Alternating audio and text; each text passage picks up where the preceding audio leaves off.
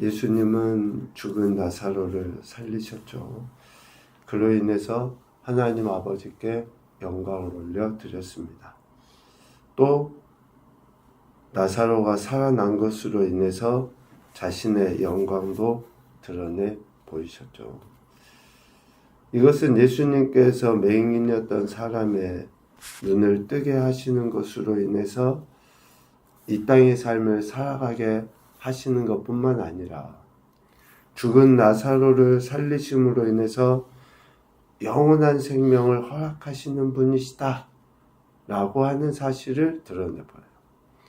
이 사건의 그 구조들을 한번 생각해 보세요. 맹인이었던 사람의 눈을 뜨게 하시죠. 이것은 우리 인간의 육적인 생명, 그 생명의 주인이 예수님이시다라는 것과 함께 죽은 나사로를 살리심으로 인해서 육적인 생명뿐만이 아니라 영원한 생명조차도 주님께 있다. 그로 인해서 하나님 아버지께 영광을 올려드린다 라고 하는 사실을 분명히 드러내 보인 겁니다. 우리는 육적인 생명에 굉장히 관심이 많습니다. 먹는 것, 마시는 것, 명예를 얻는 것 등등의 것들로 인해서 우리는 육적인 것들이 충족이 되면 그것으로 인해서 마치 뭔가 다 이룬 것처럼 생각해요. 그런데 실질적으로 더 중요한 것은 뭐냐? 영원이라고 하는 그 시간, 영원의 생명에 대한 그 생각을 하며 살아야 되는 것에 대해서 예수님은 말씀하셨죠. 그리고 오늘 12장에 들어서 예수님의 장례에 대한 이야기를 하고 있어요. 예수님을 죽이려고 하는 저들, 이미 정해진 답을 가지고 공회를 모았다라고 11장에서 이야기했었잖아요. 자신들의 기득권이 침해되고 또 자신들이 생각하고 있는 개인의 그 신념에 반하는 예수님에 대해서 이미 죽이기로 작정을 하고 공회를 모은 거예요. 왜 저들이, 즉 바리새인과 대제사장이라고 하는 저들이 예수님을 죽이려 하느냐? 육적인 생명과 영의 생명의 주관자라고 하시는 하나님의 아들, 아니요, 더 근본적으로는 하나님이신 예수님을 왜 죽이려고 하느냐? 저들의 신앙은 철저한 어쩌면 인본주의적인 신앙. 그러니까 하나님과 하나님의 말씀과는 상관없는 개인적인 신념에 사로잡혀 있기 때문에 그렇죠. 그런데 오늘 12장에 나와 있는 향유를 부은 여인 마리아, 그의 신앙과는 대조되는 모습을 보이게 되죠. 이 인본주의적인 신앙을 갖고 있는 바리새인들, 대제사장들의 대표적인 모습을 오늘 본문에서는 가룟 유다로 봐요. 가룟 유다는 예수님의 제자 중에 한 사람이잖아요.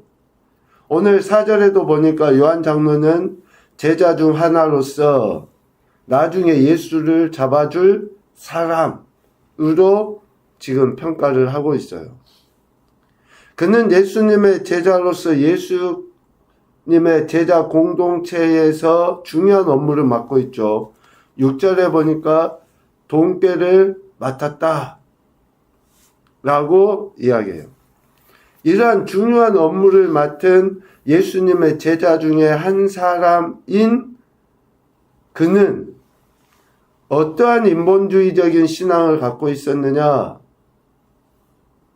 6절 전반부에 보면 이렇게 말함은, 그러니까 5절에 향유를 300데나리온에 팔아서 가난한 자들에게 줬어야 된다 라고 말한 그것은 가난한 자들을 생각하는 것이 아니라 그가 도둑이기 때문이다 라고 이야기해요. 자기 자신의 탐욕을 채우려는 위선적인 태도, 탐심이 강하기 때문에 이러한 300데나리온에 팔아서 가난한 자들에게 줘야겠다라고 정죄한 것이라는 거예요. 자기의 신념을 예수님보다 더 중요하게 여긴 가룟 유다의 행태를 인본주의적인 신학, 그러니까 바리새인이나 대제사장들도 자신의 신념을 예수님의 말씀보다 더 중요하게 여겼기 때문에 예수님을 죽이려고 한 거예요. 가룟 유다 역시 자신의 신념을 더 중요하게 여겨서 예수님을 죽이도록 잡아서 건네는 그러한 일을 한 거죠. 누가복음 22장 6절 말씀에 보면 유다가 한 행동에 대해서 표현해요. 유다가 허락하고 예수를 무리가 없을 때에 넘겨줄 기회를 찾았다. 그러니까 그의 강한 탐심이 결국은 자신의 스승인 예수를 파는 그러한 무서운 죄악까지 범하게 된 것이다. 평소에 그 마음속에 있던 탐심의 결과가 이렇게 엄청난 죄로 드러나게 되는 결과를 나타내죠. 대제사장들과 바리새인 그리고 가룟 유다 공통점이잖아요. 자신들의 신념이 앞서요. 오늘 우리는 내 신념을 갖고 신앙생활을 하는 게 아니에요. 내 신앙의 철학 우리는 각각 중요하다고 이야기해요. 그런데 내 신앙의 철학보다도 주님의 말씀이 더 중요한 거예요. 주님의 말씀이, 예수님의 말씀이 기준이어야지 내 신앙의 철학이 중요합니까? 내 개인적인 신념이 중요해요? 아니에요. 여러분, 가룟 유다만 놓고 봐보십시오. 바리새인들만 놓고 봐보세요. 얼마나 저들이 밖에서 보기에, 곁에서 보기에 대단한 믿음의 사람인 것처럼 보이잖아요? 그런데 그 개인의 신념, 즉 인본주의적인 신앙, 신념이 문제가 아니라 주님의 말씀이, 주님이 왜 그렇게 말씀하시고 무엇 때문에 이런 일을 하시는지가 더 중요한 거죠. 그 대표적인 인물이 바로 마리아예요. 오늘 베다니, 즉 죽은 자 가운데 살리신 나사로가 있는 곳에 예수님이 오셨고 예수님을 위하여 잔치를 하잖아요. 그럴 때 마르다는 일을 하고 나사로는 예수님과 함께 앉아 있었다라고 1절, 2절에 이야기합니다. 오늘 마르다와 나사로에 대한 이야기를 잠깐 해보면 저는 개인적으로 이렇게 생각합니다. 앞서 이야기했던 바리새인이나 대제사장들 그리고 저들의 어쩌면 대표적인 가룟 유다를 이야기했잖아요. 이 마르다와 나사로는 이 가룟 유다의 무리와 마리아의 경계에 있는 존재들이 아닌가. 그러니까 인본주의와 신본주의의 경계에 있는 인물이 아닌가라고 개인적으로 생각하는데 한번 봐보십시오. 마르다는 봉사하는 일, 섬기는 일에 능숙한 사람이다 라고 10장 40절에서 누가복음 10장 40절에서 이야기하거든요. 그러니까 마르다는 열심히 자기가 할 수 있는 일을 해요. 2절에 보니까 일을 하고, 그리고 나사로는 죽었다가 살아난 그 자체로 많은 사람들에게 표적이 된 거예요. 결국 마르다는 자신이 하는 봉사의 일을 통해서 하나님의 영광을 드러내려 한 거고, 나사로는 자신이 살아난 사실을 드러내 보이는 것으로 하나님의 영광을 나타내려 한 거예요. 그러니까 자신이 할 수 있는 일 혹은 존재 자체로서 하나님의 영광을 드러내려요. 우리도 그럴 수 있어요. 내가 뭔가 일을 막 해서 하나님의 영광을 드러내기 위함이 있고, 또 어떤 존재 자체로서 하나님의 영광을 드러내려 할 수 있어요. 그게 완전히 틀렸다고는 우리가 할 수 없습니다. 그런데 하나님이 우리에게 기대하시는 것은 뭐냐? 소위 우리가 마리아와 같은, 즉 신본주의의 신앙, 완전한 인본주의가 아니라, 자신의 신념이 아니라 하나님의 말씀에 근거한 신앙을 어떻게 드러내 보여야 되느냐? 마리아는 예수님의 존재 자체에 관심이 있었어요. 마리아는 자신이 가지고 있는 지극히 비싼 향유, 그래요, 300데나리온 이상의 가치가 있는 그 향유를 예수님의 발에 붓고 자기의 머리털로 그 발을 닦아주잖아요. 이러한 행동은 뭐에 근거한 겁니까? 예수님의 존재 자체에 대한 경외심으로 나타난 표현이에요. 예수님 존재 자체에 대한. 지금 우리의 신앙 안에서의 세 부류를 요한복음 11장 하반부와 12장 전반부에 걸쳐서 강조해서 이야기하고 있습니다. 자신의 신념에 의한 신앙을 하는지, 아니면 내가 내 존재 자체나 또 내가 어떤 일을 통해서 하나님의 영광을 드러내려고 하는지, 아니면 예수님의 존재 자체, 즉 예수님의 존재와 사역에 근거한 믿음을 드러내 보이고 있는지, 우리 각각 개개인의 신앙을 이 세 부류를 통해서 우리가 점검을 해볼 수 있습니다.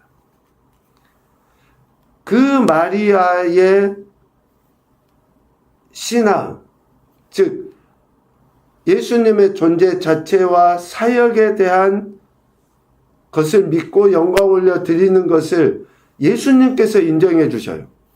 7절에 보면 그를 가만두어라.